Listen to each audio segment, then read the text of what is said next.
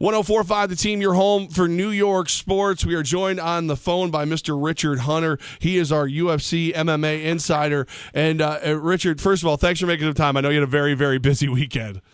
Oh my gosh, anytime, guys. Yeah, you're right. It was the craziest week of my life. I tell you, it felt like maybe just less than a 48-hour period flew by in about 7 days here in Las Vegas. 3 fights in 3 nights. A week's worth of media, a top star getting suspended for a positive drug test, and a sellout at the new T-Mobile Arena. It was quite a week. Well, let's start with that positive drug test. John Jones, anti-doping. What do we hear he did, and how bad is that for him and potentially his division moving forward? Well, what it will be if he is not somehow able to exonerate himself is a mandatory 2-year suspension for a first-time offense. This is all part of the very strict USADA Olympic-style drug testing procedures that the UFC has now implemented. As far as what it was, it is up to his camp to electively release what the banned substance was if he chooses to do it. So far, he has not. Dana White, though, president of the UFC, has said that it was 2 banned substances. Didn't say what they were, said 2 banned substances. I talked to John Jones myself, as well as his agent, Malki Kawa, the morning after the suspension was announced. And Kawa told me that they're looking at supplements. He didn't tell me what it was. He did tell me that it was a metabolite, which would mean, not the drug itself, a derivative or a remnant of a drug. He did not confirm to me that it was 2 substances versus 1. That was Dana White who said that. But Kawa did tell me that they're looking at supplements that John might have taken. So he's essentially denying that he knowingly took anything. And the B sample came back positive that was tested to verify the integrity of the A sample. So now they will begin an appellate process, and until further notice, John Jones is out of action. Richard Hunter joining us. He's one half of Phone Booth Fight podcast with Frank Mir. Hunter, here's the deal. I looked at that fight and I thought, wow, Anderson Silva, man, he's under the knife for a gallbladder surgery like a month and a half ago. Now he's taking this fight. I was excited. I thought Daniel Cormier, even though he did enough to win, didn't look very good, and that's kind of bad news for that light heavyweight division. Well, Cormier is a wrestler. He is an Olympic wrestler, and when an Olympic wrestler does what they do, especially against a guy who is one of the greatest fighters ever in mixed martial arts, in my opinion, the best, but nonetheless known as a striker, as a Muay Thai practitioner, as a black belt in jiu-jitsu, if there's going to be any hole in Anderson Silva's game, it's going to be the wrestling game. It's how Chael Sonnen was able to come close to defeating Anderson Silva in their first fight way back when, before Sonnen was submitted. So I think it was really just a case of Daniel Cormier having the opportunity to use his best skill in his toolbox. Now, he probably would not have been able to do that to that extent against John Jones, because John Jones, although not primarily a wrestler, has a little bit more of a wrestling pedigree and is really probably the most well-rounded fighter in all of the UFC as well. So it was kind of a situation of Cormier being able to utilize the tool that he has to dominate Silva. The fans didn't like it, and I'm sure you heard the reaction, the boos from the crowd. Yeah, all right. So I guess my thing was he didn't look, I guess, not aggressive enough, and the fact that Daniel Cormier had so much fun mocking John Bones Jones after his first fight back, saying he looked terrible. Like, I guess I kind of expected him to make an example of an out-of-shape Anderson Silva, and it didn't look like that at all. I hear what you're saying, but can you see where I and some of those vocal fans are coming from? Oh, sure. Yeah. I mean, if there is a moral victory to be had for Daniel Cormier, it would be to stand and bang with Silva. And he probably did that, at times very briefly, not for very long, but when the fight would get back to the feet. I think for all of the takeaway is that for all of the focus that was on John Jones, and the challenge that Cormier was going to be facing, and the fact that Jones is the only person to have ever beat Cormier in his career. It was easy to kind of take the focus off of Anderson Silva. I mean, this is about the most dangerous fighter you could face on the feet, maybe with the exception of John Jones in the UFC, anywhere close to Daniel Cormier's division. So I think a big part of it had to be, too, for Cormier. My gosh, I'm standing in front of one of the most lethal strikers in the history of the UFC, and if I could get this guy to the ground, that's probably a better place for me to be. Richard Hunter joining us right here on 104.5 The Team. You can follow him on Twitter at Richard Hunter. Okay, so overall, UFC 200. Now, we know originally we wanted Ronda, we wanted Conor, we wanted John Bones Jones. Overall, how did you grade UFC 200 as a card?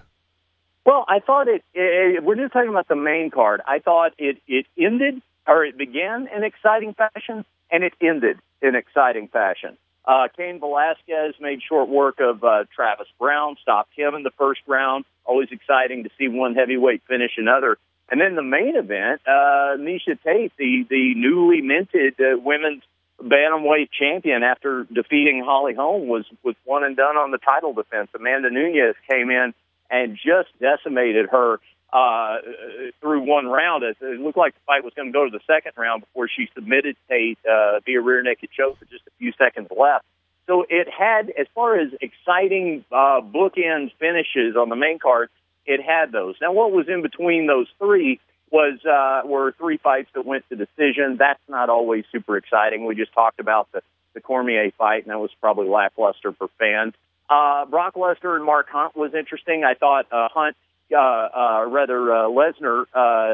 had a good game plan as far as just using his size to impose his grounded pound on Hunt, and I thought that was going to be the question of the fight. I actually thought Hunt was going to knock Lesnar out, but that's because I thought he was going to get a clear shot on him before Lesnar was able to get him to the ground. And then, the Aldo-Edgar interim featherweight fight was a bit of a technical, tactical clinic. There were some exciting fights on the undercard that featured finishes.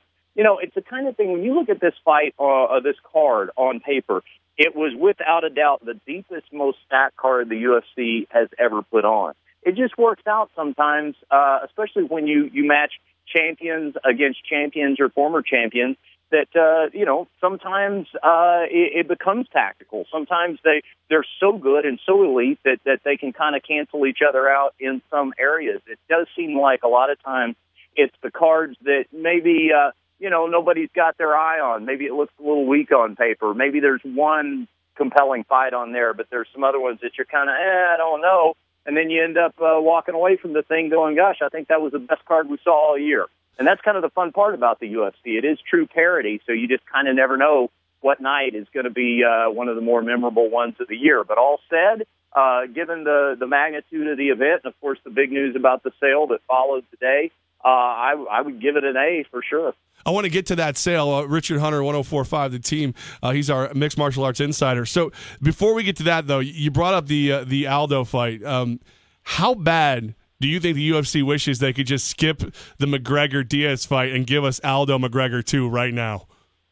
So the UFC would like to do both. And the reason that they still want to do Nate and Conor is because of the massive pay-per-view numbers that did. Conor McGregor said at a press conference this week that I was at that he believes that his UFC 202 headlining rematch with Nate Diaz will do better numbers than UFC 200 did. And he might be right. I don't think so, but he's made brash claims before that turned out to be true. But one thing is undeniable. That first fight with him and Nate Diaz was a cash windfall for everybody involved, most notably the UFC. I'll tell you what I think is behind the Conor McGregor strategy. And, this is a theory just to kind of file away in terms of Richard's nutty ideas, and then let's check in 6 months or 9 and see if it looks like it worked out.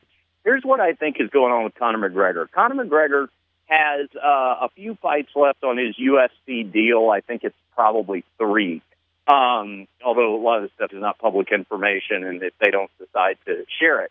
So every UFC fighter has a champions clause, meaning that, you've got 3 fights on your UFC deal. You fight those 3 fights, but if in the third fight you win or defend a world title, they can automatically extend you so you don't walk away with the belt.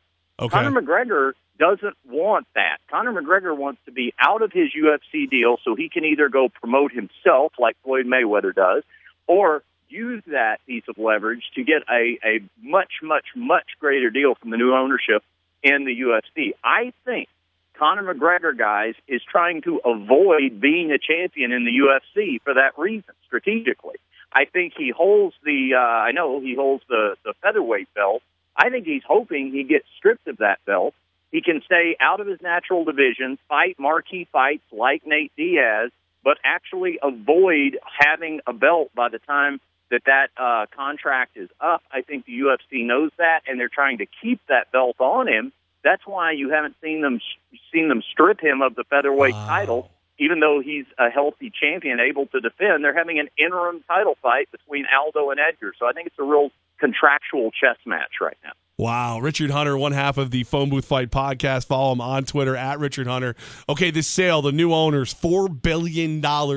They buy out the UFC. They grab it up. What does this mean for the future of the UFC?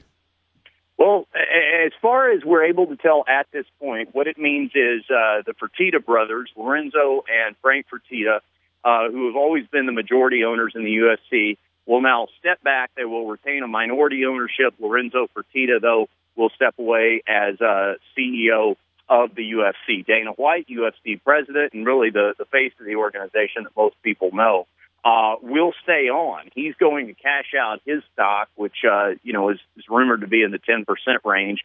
He'll probably make about $400 million off of that stock sale, then probably be given new stock in the new company as an incentive to keep him on. So for the foreseeable future, as far as Dana White's involvement, I don't think anything changes. I think he's still the face.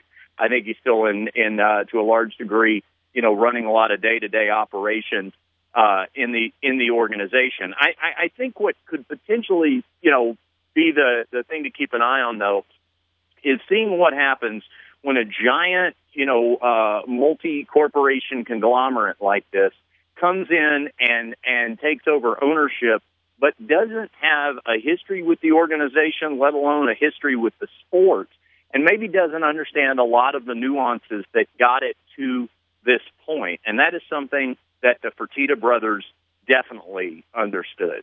The UFC has been moving in a corporate direction for a very long time now in terms of like the Reebok deal that they did last year, the Fox Network deal. And, that deal is going to be coming up within the next couple of years for renewal. And I think for the new ownership, that's where they're really going to make their money, is either re-upping this thing with Fox or selling it to a different network. I think those television rights are going to be incredibly valuable when that deal comes up. But for at least for the foreseeable future, guys, for the UFC fan, the casual fan, I don't think they really see a big difference in terms of the product that's presented to them.